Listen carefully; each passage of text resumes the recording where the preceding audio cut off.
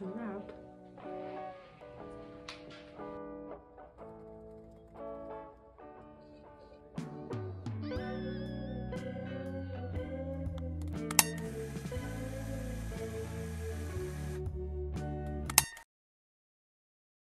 You guys, I know I owe you a story time. So I'm gonna be doing my makeup because I need to leave in like an hour. So we're gonna be doing that. So August 8th, 2022. Valeria is in full panic mode, realizing that it's becoming real. She is leaving to Norway. I woke up at like 4 a.m. got ready to leave. 4:30 I was out of bed. I went to the airport.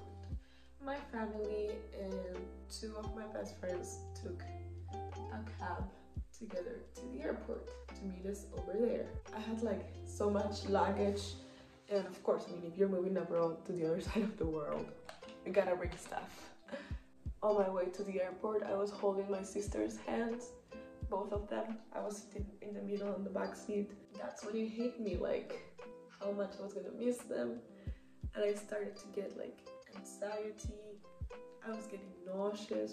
I had eaten a lot out of stress the night before as I was packing. So eventually we got to the airport and the crying started. We were all crying, we were all like so emotional. It was such a nice but also sad goodbye. So then I entered the airport, and because of COVID restrictions, only I am allowed to enter the airport. So they were staying in the outside on front of the parking lot.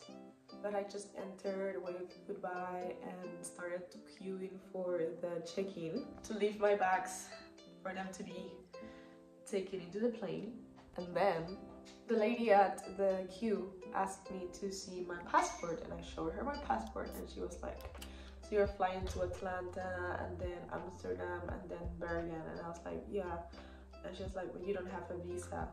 I was like, I have a visa for the States. And she was like, no you don't, not in this passport. And I was like, shit. Like, I realized in that split of a second that I had just renewed my passport, and this new passport doesn't have my visa on it.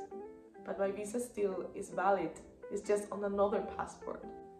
The second I realized that, I was like, oh shit. Like, by the time someone would come pick up my passport and come back to the airport, that's the rush hour when everybody's getting to work and there's more traffic and there's more cars, and it could take longer for my passport to get to the airport. So I called my mom. She saw my text, and according to my sisters, jumped from like, oh no, the realization herself, because she had my passport with my visa on it somewhere in her room. Like, that was the one thing that couldn't happen that day, and it happened.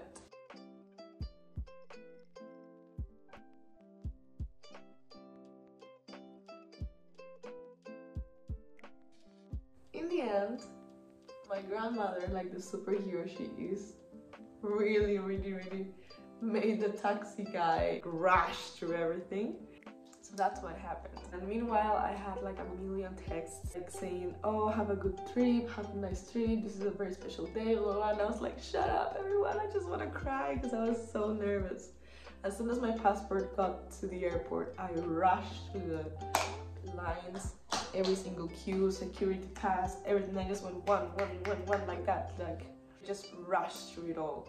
Eventually got to my gate, and they were still about to board, like they were still about to call people to start boarding. I was really on time, it's just that I was very tight on time, and I didn't need those many emotions that day, because it was already emotional to say goodbye to my friends and to cry with my family and then to deal with the fucking passport things. It was quite the day. Anyways, everything worked out for the best, and that is a story time, because everyone was asking me, did you forget your passport? And I'm like, I did not forget my passport, I just didn't have my visa on that passport because my mom had the other passport. When I arrived to Bergen, my bags weren't there, and I asked 100 times in Atlanta if they were gonna bring my bags to Bergen directly or if I had to retrieve them there and check them in again for the Amsterdam flight onwards. They said no, they'll arrive to Bergen. So I went, took my flight to Amsterdam, and then in Amsterdam I rushed to Schiphol airport again because I've never, if it comes a day where I can sit and take a nice coffee somewhere in the airport in Schiphol, that's gonna be the end of the world. Like, that's when nature decided to switch things up, because I'm always rushing to the airport. It's haunted. So anyways, made it to the plane to go to Bergen. I was the last one in the plane. Like, I was the last one. As I was sitting on the plane, like on my seat, the captain started speaking and saying like, okay, we're ready to depart. Please make sure your seatbelts are fastened. And I was like, I really was like, wow, the last one. But I made it, and the airline thought I wasn't gonna make it. So they sent my bags on the next flight, Amsterdam-Bergen. So when I arrived here, my bags weren't here yet. They were gonna come with the next flight. So I had to wait for like 2 hours for them to bring them to Bergen. Meanwhile, I picked up my keys here at Fantoft. There's another Peruvian guy I told you guys about, and he was meeting me at the airport to help me with my luggage, but in the end, there was no luggage to pick up, so he just came to Fantoft with me to pick up my keys and check out where I was staying, because it's always nice to have someone knowing where you are, and I also know where he is now in his student residency. So we got to meet and chat, and it was very nice. It all worked out for the best. It was just 40% or 50% more tiring than it should have been that very first day. I'm just extremely happy everything worked out, really, because I couldn't deal with more emotions than I was already dealing with.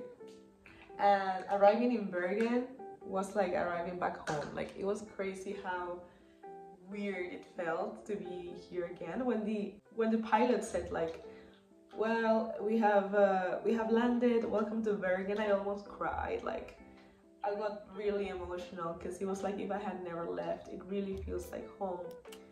Just so many emotions. Nice emotions. Sweet. Bittersweet, but sweet emotions. And I'm also so excited because I cannot wait for my parents to come visit me. They're coming in September, which is like super soon. And my sister as well, she's coming in December.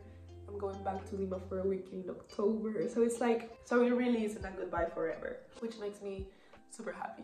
So this is pretty much the outfit.